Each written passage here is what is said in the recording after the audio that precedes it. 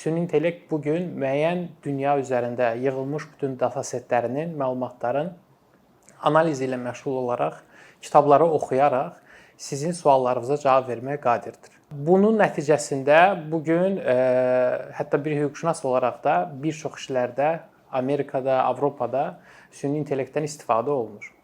Bunun ilk təsiri görən şəxslər isə yeni karyerasına başlayan şəxslərdir ki, dünənə qədər bu adi işləri yeni başlayan şəxslər görürdü. İndi isə süni intellekt elə bir səviyyəyə çatıb ki, avtomasiya vasitəsilə bu işləri artıq süni intellekt icra edə bilər. Bu prosesdə isə ən böyük problemlərdən biri əmək bazarına olan təsiridir. Çünki bizim indiki modeldə, şirkətlərin modelində yeni işə başlayan, təhsil almış şəxslərin ilkin rollarda elədiyi müəyyən qədər texniki işlər onları puxtələşdirmək üçün nəzərdə tutulmuşdur. Əgər biz elə bir dünyada yaşasaq ki, həmin şəxslərin iş, biznes barəsində məlumat əldə etməsi üçün puxtələşmə yeri olmasa, biz gələcəkdə həmin şəxslər üçün daha çox senior, daha yuxarı vəzifəli şəxsləri hardan tapacağıq?